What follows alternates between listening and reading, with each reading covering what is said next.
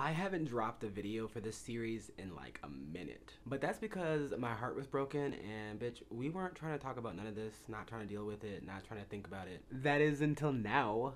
Basically, I've rounded up, but we're coming up on a year, meaning it's been a year since the loss of my romantic relationship or the breakup of my romantic relationship. You know, I'm still not clear. Obviously, it was a breakup, but because I was essentially ghosted, it makes the ending point to that relationship kind of. Either way, I've basically been single for a year, which has not been the case since college. And if you've watched any of the videos previous in this series, then you know that this breakup had some pretty traumatic, some pretty intense feelings associated with it, to put it lightly. But I don't know, I feel different these days. I said I felt different before. I was definitely lying. But like, I actually do feel different now. And I feel peace. So how do you know when you're ready to move on?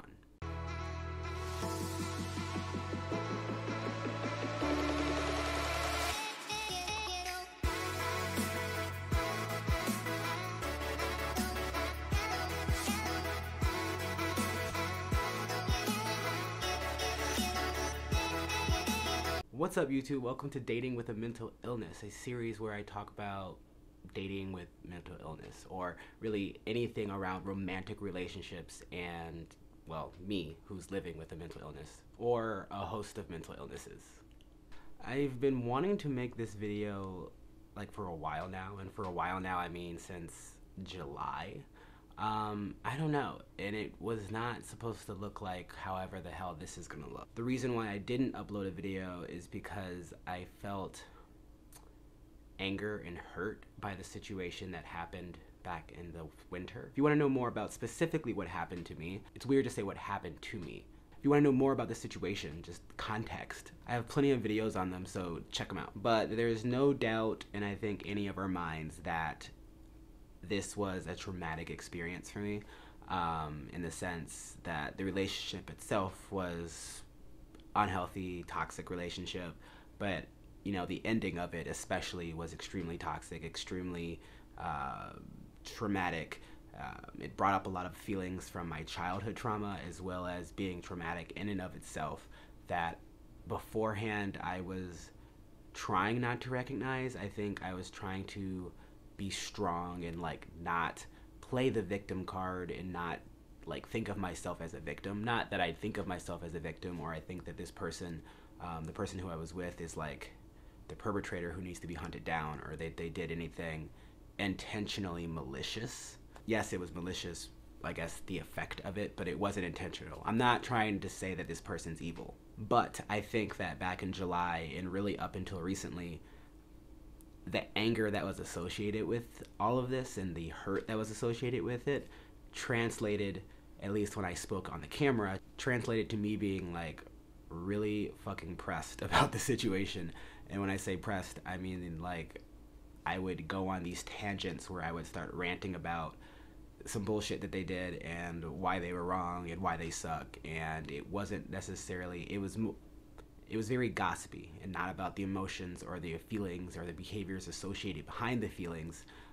It was like a big old burn book saying F you to this person, putting them on blast on the internet. And that's something I don't want to support, nor do I want to ever engage in. So we waited, and it's only until now that I think, you know, I can have an honest conversation. Funny story, I only came to this realization, like most things I come to, it happened in an epiphany of sorts, in the sense that like it just came to me. It wasn't a gradual thing. It was just like one day, boom. And that's because this was like 2 months ago, I think, or you know, a month and a half ago, stalking my ex's Instagram page from another Instagram page because they've blocked me. And you're probably wondering right off the bat, like, why were you stalking your ex's Instagram page if you're over them? And this was only a month ago.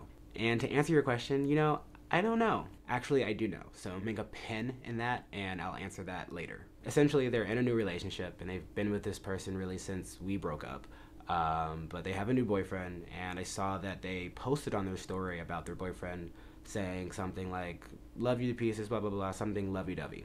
And I think that is the single biggest thing that I hadn't seen like all year, partly because believe it or not, I was not looking at their Instagram, not looking at their social media. You know, I was taking the time to, clearly they don't want to talk to me, and I don't think I need to talk to them. Not that we were talking beforehand, but like stalking someone's Instagram page, like wondering about their life, especially if a breakup, like we know why that's toxic. I don't think I have to explain that, or why that could be internally toxic for myself. So believe it or not, I really hadn't looked at their social media all summer, really since May. This was an anomaly. But that was the one like thing I was afraid of. I was like, if I see them online together, like that means it's like public, that means like it's official, that means they're never coming back, that means that like they're into this person. And I was terrified because I was like, I was more so terrified. Obviously I knew it was gonna hurt, but because all of the feelings that were associated with the breakup were involuntary, like no one wants to feel sad, of course, but like panic attacks and all the shit associated with like my panic disorder and my childhood trauma and re-experiencing traumatic memories and like shit coming back up, that's what I was afraid of. And I was afraid of being triggered, essentially. I was afraid of being triggered. But that did not happen when I saw this post. I actually, in a weird sense of like feeling, I felt happy, I guess. Maybe because I finally saw the picture or finally saw the post. But I think really the source of happiness, or the reason I was happy, was because I felt happy for them. I was like, okay, they've moved on and they're happy and they have a hopefully healthy relationship. I know nothing about it, but it was like peace, because I don't know. But like I wasn't jealous, I wasn't upset, I wasn't sad. I think there might have been a little sadness in the beginning, but 95% of the emotions were like, I'm happy for them and I hope it works out and I hope they're living their best life. Which is like blew my mind. I was just like, whoa. Healthiness, like what? So the dissonance that I felt like when I thought about that was, this was the first time that I had felt any type of joy or positive feelings towards this person in a long time. It was almost like I shocked myself in the sense that I felt surprised by the fact that I was happy for them. And once I realized I was happy for them and that I genuinely wanted the best for them and I wanted them to move on and have a wonderful rest of their life, or how, like, you know, I had those good vibes. Once I realized I had those good vibes, I hadn't realized this before. So just in the moment then realizing it, I sort of then felt automatically this sense of relief, because it was like, if I feel this way, that means I no longer care, or I'm no longer hung up over the fact that they're with somebody new and they're not with me, if that makes sense. Does that make sense? But yeah, what's crazy about this whole thing is that I had been dating, you know, since the breakup happened, so since winter of last year, and there were two moments where I was like, I'm over it. First time, definitely knew I was lying. I just felt really bad about still being hung up about it, which, looking back on it, abstractly, I know there's no timeline for grief or loss or for processing emotions. Personally, though, I felt kind of silly or embarrassed almost, because, you know, they had gotten into a relationship a week, 2 weeks after we kind of ended things, and I was feeling some type of way, and I was embarrassed about feeling some type of way because it was like they were able to move on, but I wasn't. Looking back on it though, like, it was a 2-year relationship, so, you know, I shouldn't have expected myself to get over it in like weeks. And if they did, then they did. It's separate from me, whatever. In fact, I use the language like get over it or like I'm over it. And the reality is that when I say that, I think it means as I look towards the future with other people, or as I start dating other people. I've been dating other people, but something's changed, and I'm not sure if it's because I have a new like romantic interest, by the way. I'm not sure if it's because I have a crush, like an actual crush, and I actually like this person, a new person, and that's why it's kind of taken a back burner, or if it's just because time has progressed or moved on or whatever. But when I say I'm over it, it means essentially that like I'm not, I think prior to this, when I was dating people or I was like actively searching for a relationship to replace the one that I had lost, essentially.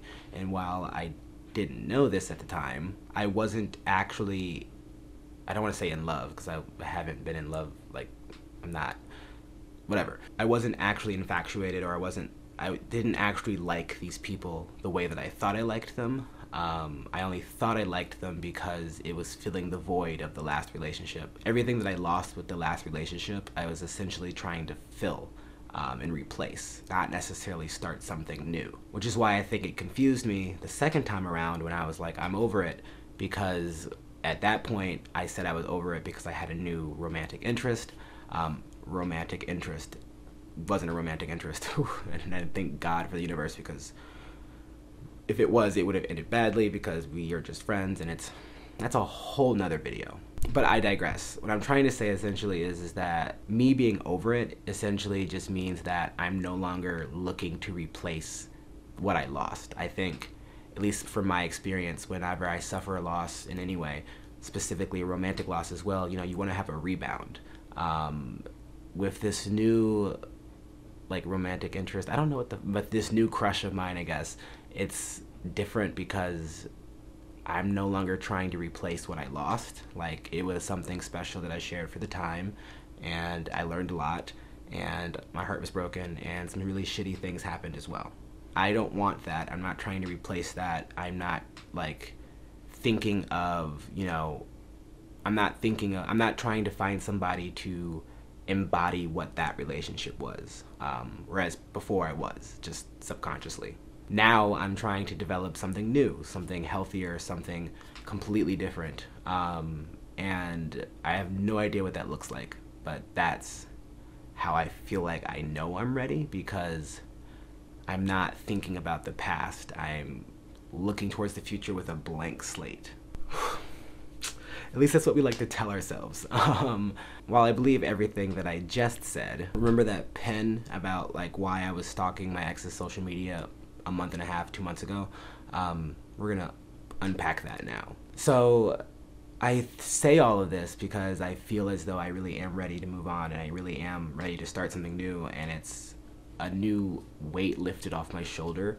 But I think there are always stages to grief and loss. So I'm not completely over it. I spent 2 years with this person, and it ended very abruptly, with no communication. So it's like someone who I was with almost constantly, or in contact with almost constantly, is now gone from my life, like all forms of my life. That's traumatic, especially for somebody who has attachment disorder or developmental trauma disorder, and quite literally has problems with people leaving. And on top of that, having suffered all of the loss that I've suffered this year, my grandmother passed away, the loss of this romantic relationship, my loss of my best friend since, like, early high school, no longer having that relationship, my godmom passed away, I've had some job changes, I've had a loss of identity, I've had a lot of fucking loss. Honestly, this year has not been it. But understanding all of that, I think I now recognize to myself that there are stages, and that I'm not going to get over this. I'm not going to say anytime soon, but, like, it's a process. And right now I'm going through a stage where I no longer am wanting to replace that relationship, but at the same time, the reason why I was looking at their social media is because I honestly miss, like, the friendship that we had together, if that makes sense. And I know, like, a lot of, like, fuckboys would be like, oh, I just miss being friends, or, like, I just miss talking to you. But, like, it's true. For 2 years, or like a year and a half, that person was the person I went to talk about what's going on with me, to talk about my problems, to talk about, like, that was the shoulder I went to cry on. And I think that right now I'm longing, or I'm missing that, not necessarily the feeling of, safety. I used to feel that. I used to miss, like, them specifically, or I used to miss the relationship safety of it. Like, you have a relationship, it's like the lovey-dovey kind of support. I don't miss that anymore, thank God. And I think that's part of, like, the moving on piece. What I do miss, though, is, like, this person's personality. I miss them, and I'm not saying that I want to be friends with them and I wish that we were friends, but I still care about them. I still hope that they're doing okay. I still hope that they're taking care of themselves, I still think about that part of them. I still think about conversations we had. I still think about like their interests, because for a while their interests interest me. Like I genuinely am just, I was missing this person in that sense. Not like in the lovey-dovey sense, but like, how are you doing?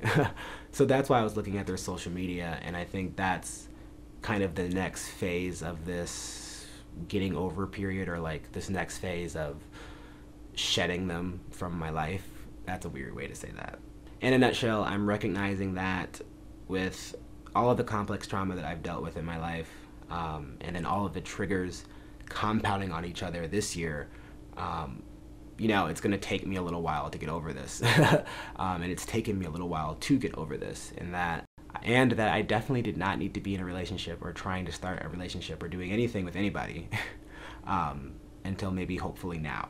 And even then, I think that I need to be conscious of my emotions and of how fast I'm progressing with things, because you know, I want to build something new with somebody, and I want to explore this person and get to know somebody different, because they're a different person. And the best thing about all of this, though, is that seeing new people recently, or seeing a new person recently, it's the first time I've connected with somebody and I haven't compared them to my ex. Like, this is the first time I've thought of them singularly in a silo. Everyone else prior, sorry if you're watching this, but like I was comparing them to my ex and being like, okay, they kind of do this similar to my ex, or they don't do this similar to my ex. And like consciously and subconsciously, I would try to match up all of the similarity boxes because I was trying to replace that relationship. So I'm not doing that. I feel like I'm rambling. Essentially, I think I just need to tread lightly, but I'm able to finally, or like I'm in a place where I can finally allow myself to tread lightly, without causing more mess and drama and relationship problems.